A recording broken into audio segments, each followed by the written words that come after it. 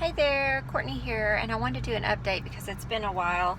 So I had a TV interview today, and so that's why I have so much makeup on. And I wanted to just kind of do an update on things that have happened.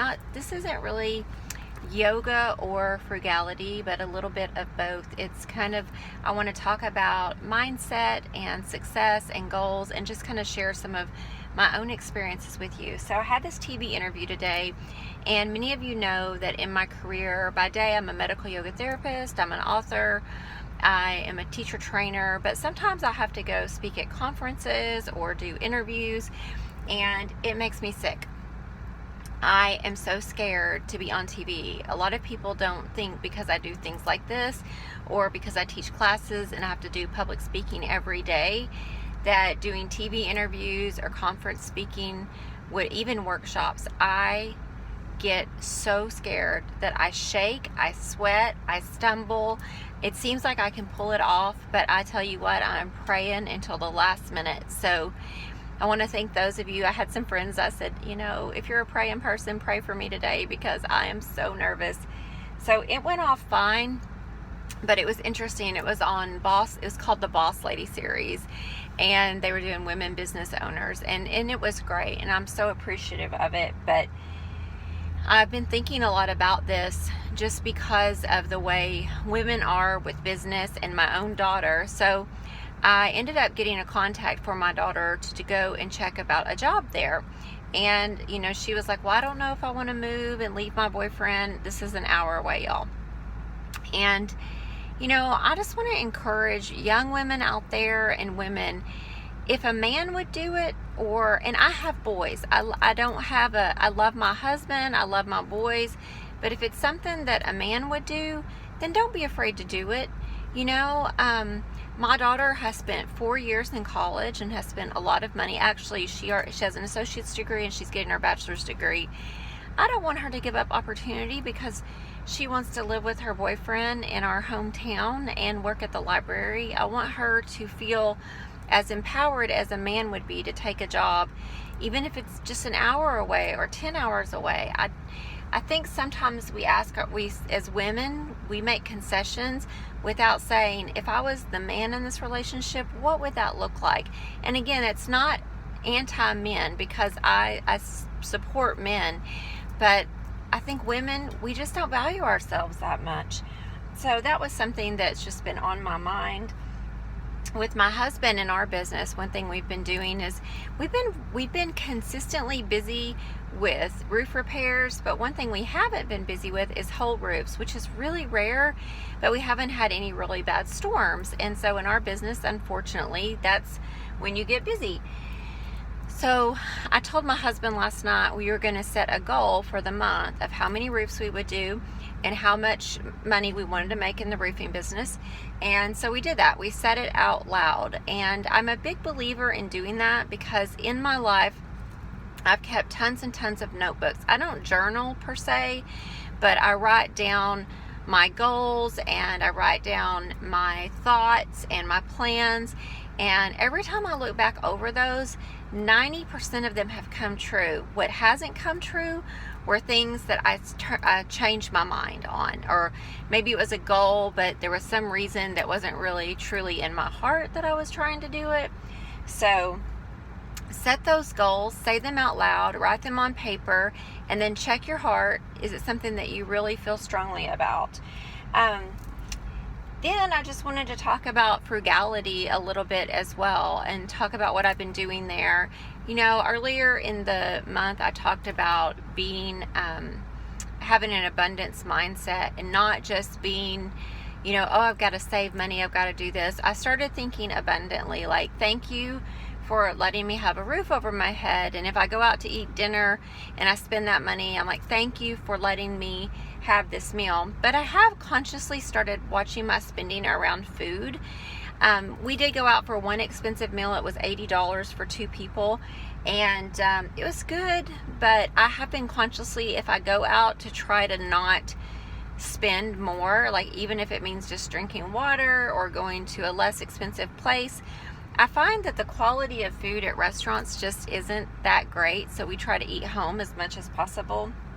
But I have been very consciously eating out of my pantry, and then only buying food that goes with things I have in my house that I can use up.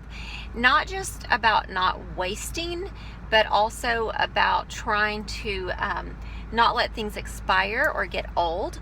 And so someone asked me the other day about keeping certain vegetables and produce fresh. I plan my meals around the fresh ingredients first and the frozen ingredients as later in the week. So that's one thing I do. I have had to purchase some clothes lately for work because obviously I had a whole year of not buying any clothes. So I've probably spent $300 this year on clothes and shoes, which I don't think is bad considering I had a whole year of no clothes. I desperately was needing some work clothes. And when you get to be my age at 48, I've lost 13 pounds, and so the way my clothes fit has changed a lot, and I really needed some clothes that fit me. But I've also been mindful of not buying things I don't need. Yesterday I purchased a pair of pants and 3 shirts and a sweater and some deodorant. It was $97 at TJ Maxx. Today when I returned those pants, I needed some socks and some shampoo and conditioner, so I just went ahead and picked them up at TJ Maxx for the even price. I didn't look around and shop, and I did look around, but I didn't buy anything else just because I was in there. If I don't need something, I don't shop. But when I am shopping and looking for things that I need, I try to be conscientious of not purchasing more than I need. And I enjoy that. I'm not a person who enjoys shopping for sport, but if I need something, I do enjoy it.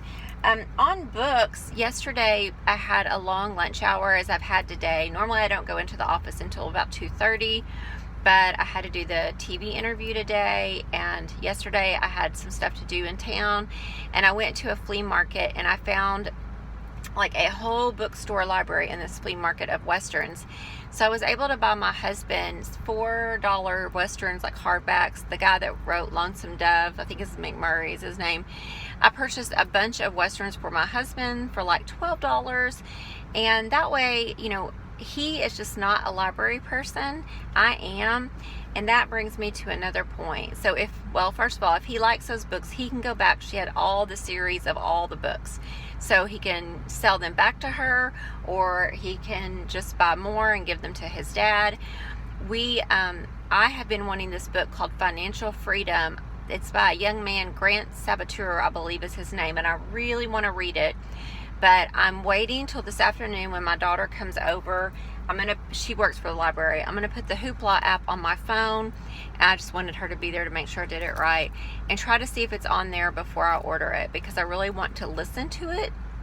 And they have a free Audible with the library. So I would rather listen to it while I drive than buy the book. So that's what I've been doing. What have you been doing? What's been going on with you?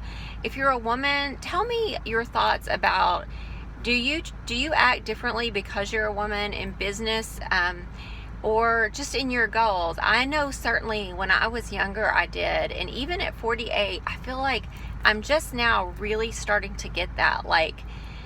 It's not an anti-man thing. It's do I devalue myself because I'm a woman? Do I expect to get paid the same as a man? Do I expect to be treated the same as a man? Because I've started to notice, even in female-dominated fields, the men still dominate the field. There might be 90% women working in that field, like hairdressing, but the men are at the top. And again, it's not an anti-male thing, but we do need to question society. Why is that? Why is that? I want my boys to be successful, but I don't want my girl to have to try, or my girls to have to work 10 times harder to have that same success. And I want them to make choices based on the same reasons my boys make those choices. So I'd love to know your thoughts on that, and I'd love to know what your thoughts are about money and mindset. We are about to build a cabin. I will be doing that. I'm waiting on my friend to finish the plans, and I'll be Airbnb-ing that if my son is not home living with us. And so that's a good adventure I'm looking forward to. I've saved up the cash to build that property. My goal in the next couple of years is to have a few more cabins, to have a business either doing vacation rentals and some short-term or some long-term rentals. To preferably, I want to do older women And the reason is because there is a shortage of housing for older women. And so yeah, that's kind of a goal of mine. All right, I'd love to hear your comments, your thoughts, your questions below. Please like and subscribe if you like this video. I appreciate you being here. Thank you.